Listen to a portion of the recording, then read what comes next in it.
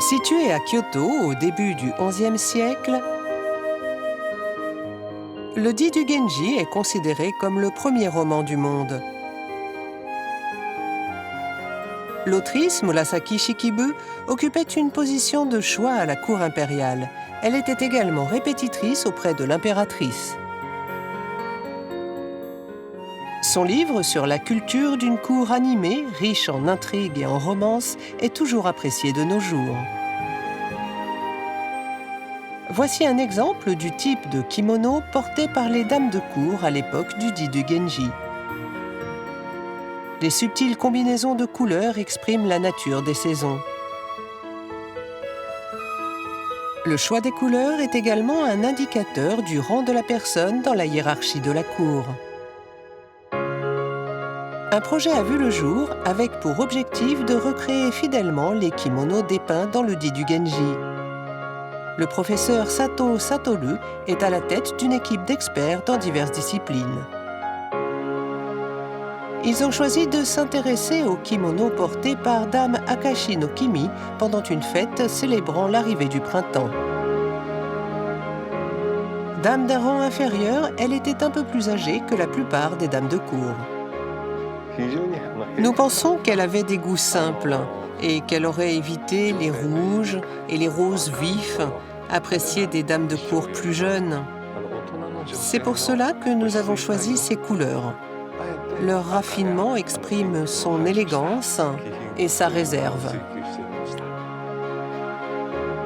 La couleur de base est le vert dans des tons légèrement différents pour chaque couche. L'effet général respire une élégance aristocratique.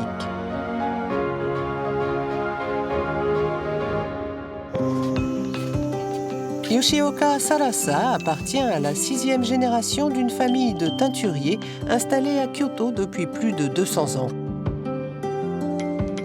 Elle utilise des teintures naturelles, pour la plupart tirées de végétaux et de racines. Pour la palette de vert du kimono d'Akashi no Kimi, elle a choisi des ingrédients utilisés par les teinturiers de l'époque. Elle a utilisé 2 couleurs, un bleu tiré de feuilles et un jaune extrait de l'écorce d'un arbre. Pour obtenir la nuance de vert demandée, j'ai teint l'étoffe en 2 fois.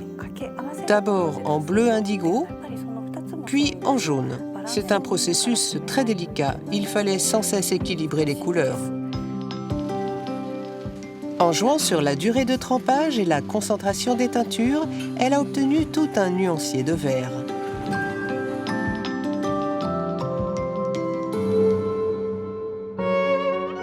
Le vert des 6 couches intérieures du kimono montre un dégradé plein de délicatesse.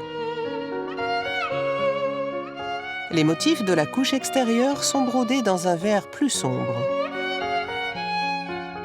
La subtilité de ce dégradé reflète celle de la sensibilité de l'aristocrate qui portait ce vêtement. Au bout de 5 années d'efforts, le kimono d'Akashi no Kimi est enfin terminé.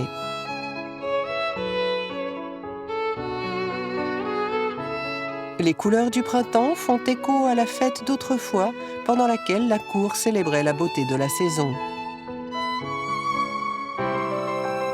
Aujourd'hui encore, un certain nombre de boutiques au Japon offrent la possibilité de se vêtir comme au temps du Di du Genji. C'est un miracle que ces magnifiques mariages de couleurs aient survécu jusqu'à nos jours. La sensibilité esthétique d'une noblesse disparue depuis longtemps joue aujourd'hui encore un rôle important dans le goût japonais en matière de couleurs et de beauté.